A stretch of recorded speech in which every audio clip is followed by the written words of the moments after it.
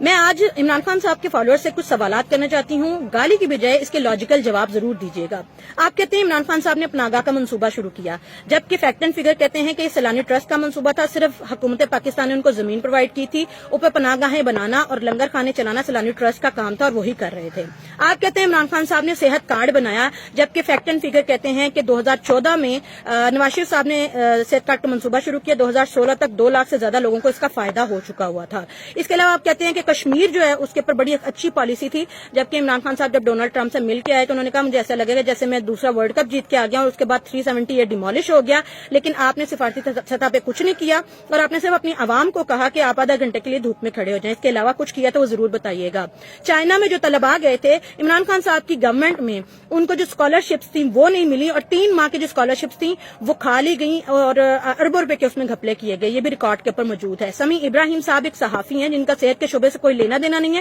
Doctor Yasmin Rashid صاحبہ نے اقربا پروری اور کرپشن کی بنیاد پہ انہیں صحت کے شعبے میں ڈائریکٹر نامزد کر دیا، مقرر کر دیا، اور وہ جب تک پی ڈی ایم کی حکومت نہیں آئی وہ تب تک وہاں پہ اس کا پیسہ کھاتے رہے اور آپ کے ٹیکس کا پیسہ کھاتے رہے۔ اس کا جواب بھی ضرور دیجیے گا۔ اس کے علاوہ عمران خان صاحب کہتے ہیں کہ 9 مئی کے کرداروں اور سازش سے ہمارا کوئی لینا دینا نہیں ہے۔ ان کے بھانجے حسان نیازی صاحب جو ہیں انہوں نے کارڈیالوجی انسٹیٹیوٹ جو ہے جو ہاسپٹل اس کے اوپر حملہ کیا، جن کی وجہ سے کچھ مریض جو ہیں وہ اللہ کو پیارے ہو گئے، اور اس کے علاوہ انہوں نے پولیس کی وین کے اوپر حملہ کیا، آگ لگائی۔ اس کے علاوہ وہ کینٹ میں گھسے اور انہوں نے پتلون لہرا کے جو ہے وہ حرکت کی، تو اگر ان کی نظر میں یہ بھی کسی سازش کا حصہ تھا تو ان کو اعلان لا تعلقی اختیار کرنا چاہیے تھا اور کہنا چاہیے تھا کہ میرے بھانجے کو کیفے کردار تک پہنچائیں کیونکہ اس نے غلط کیا، لیکن آج تک ایسا کوئی بیان ریکارڈ کے اوپر موجود نہیں ہے۔ یورپی جی ایس پی کی رپورٹ کہتی ہے کہ 2013 سے 2018 تک نواز شریف کے دور حکومت میں انفرادی نمو کی شرح 5.1% اور غربت جو ہے وہ 21.9% کم ہو گئی تھی، لیکن 2021 میں جو عمران خان کا دور حکومت تھا اس میں معاشی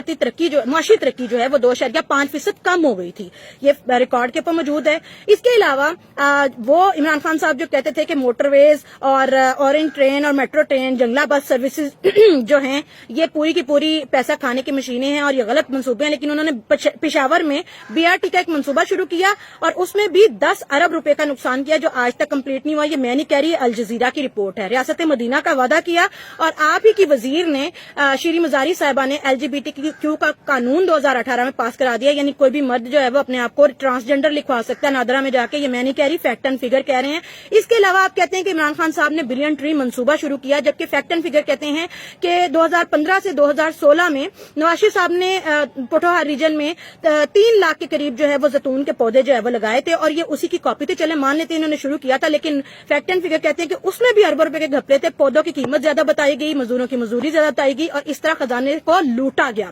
اس کے بعد وال اسٹریٹ جرنل جو ہے جو انٹرنیشنل جریدہ ہے وہ بھی کہتا ہے کہ عمران خان صاحب پاکستان کے لیے بہت خطرناک ہیں اور ان کی اکانومی تباہ کر دیں گے، ہم نہیں کہہ رہے ان کو جا کے ان کے اوپر کیس کر دیں۔ یاسمین راشد صاحبہ جو وزیر صحت تھی اس وقت، انہوں نے اپنی بیٹی کو جو کہ 47 سال کی تھی اور میرٹ کہتا تھا کہ 40 ایئرس کی جو پروفیسر وہاں پہ اپوائنٹ ہو سکتی ہیں، انہوں نے کنگ ایڈورڈ میڈیکل کالج میں اپنی بیٹی کو اپوائنٹ کروایا کرپشن اور اقربا پروری کی بنیاد پہ۔ یہ وہ حکومت ہے، عمران خان صاحب کہتے تھے کہ ہم کرپشن نہیں ہونے دیں گے، اقربا پروری کو ختم کریں گے۔ اس کے بعد اگر آپ کو لگتا ہے کہ ریحام خان، ہاجرہ پانزئی، عائشہ گلالئی انہوں نے کوئی غلط الزامات لگائے ہیں، جھوٹ ہیں، تو آپ ان کے اوپر کیس کیوں نہیں کر رہے؟ آخر کیا وجہ ہے؟ زرتاج گل صاحبہ نے اپنی بہن شبنم گل کو اپوائنٹ کروایا نیکٹا میں، یہ ریکارڈ کے اوپر موجود ہے اور یہ بھی کرپشن اور اقربا پروری کی بہت بڑی مثال ہے۔ وہ لوگ جو کہتے تھے ہم لوگ اس کو ختم کریں گے۔ شوکت خانم ایک آپ کہتے کہ مریضوں کے لیے کیا جا رہا ہے اور نو ڈاؤٹ یہ ایک میڈیکل ادارہ ہے، تو آپ اس کا آڈٹ کیوں نہیں کروا رہے کہ اس میں جو پیسہ آ رہا ہے وہ کہاں سے آ رہا ہے، فارن فنڈنگ ہو رہی ہے، کہاں ہو رہی ہے؟ اور اس کے اوپر تو آن ریکارڈ موجود ہے کہ ان کے جو وکیل ہیں عمران خان صاحب کے وہ کوئی پروف بھی نہیں دے سکے، آن ریکارڈ موجود ہے کہ اسرائیل اور انڈیا سے فنڈنگ لی گئی ہے ان ڈونیشنز کے نام پہ، آپ لوگ اس کا بھی کوئی پروف آج تک نہیں دے سکے ہیں۔ اور ریکارڈ مہنگائی ہوئی تاریخ میں اور ریکارڈ قرضہ لیا گیا اور کہا گیا کہ میں باہر سے جو پیسے ہیں جو رقم لوٹی ہوئی ہے اس کو واپس لاؤں گا، یہ نہیں کہا تھا کہ القادر ٹرسٹ کی صورت میں اپنے خزانے میں لے کے آؤں گا۔ ہونا یہ چاہیے تھا کہ برطانیہ نے اگر پیسہ دیا تھا وہ حکومت پاکستان، ریاست پاکستان کے خزانے میں جمع کراتے، جبکہ ایسا نہیں کیا گیا۔ توشہ خانہ سے تحفے لیے، آپ کہتے ہیں کہ جی پہلوں نے بھی لیے، تو آپ ہی تو کہتے تھے کہ پہلے والے جتنے بھی سارے وزیر ہیں، جتنے لیڈر ہیں، وہ سارے چور ہیں، کرپٹ ہیں، ٹھگ ہیں، تو ٹھگ تو یہی کریں گے۔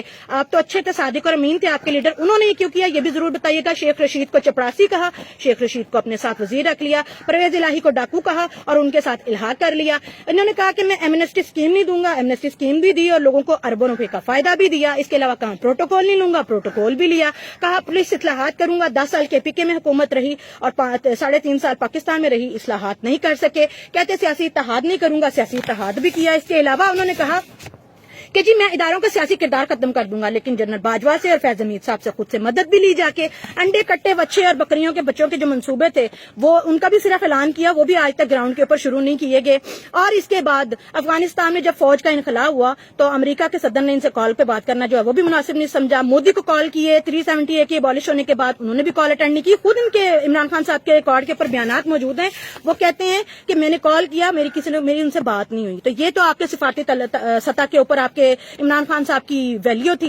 इसके बाद बात यही खत्म नहीं होती। पाकिस्तान की 70-75 साल तारीख में पहली बार ऐसा हुआ कि इसराइल जो कि हमारा अजली दुश्मन है, जिसे हमने आज तक तस्लीम नहीं किया है, उसका तैयारा पाकिस्तान में इस्लामाबाद में लैंड किया। ये इमरान खान साहब के दौरे हुकूमत में हुआ। क्यों हुआ इसकी आज तक कोई वजाहत नहीं दे सका। या बात यही खत्म नहीं हुई, इमरान खान साहब के दौरे हुकूमत में ही पहला पाकिस्तानी पाकिस्तान के पासपोर्ट पे जिसके ऊपर लिखा हुआ है कि ये इसराइल में वैलिड नहीं है, उसी पासपोर्ट के ऊपर पहला पाकिस्तानी जो है वो इसराइल जाता है। ये कैसे हुआ, क्यों हुआ, ये आज तक कोई जवाब नहीं दे पाया। आप जरूर मुझे जवाब दीजिएगा अगर गालियों से फुर्सत मिल जाएगी।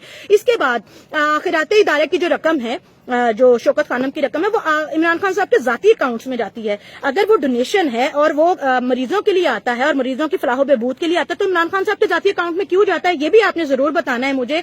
इसके बाद आपके जो इमरान खान साहब हैं उनके और उनके जितने अकाउंट्स हैं उनका जो राब्ते हैं वो इसराइली फंड्स और इंडिया के जो जासूसी इदारे हैं उनके साथ मिले हैं। उनके प्रूफ मौजूद हैं, डॉक्यूमेंटेड प्रूफ मौजूद हैं। आप इसे भी जरूर डिनाई कीजिएगा।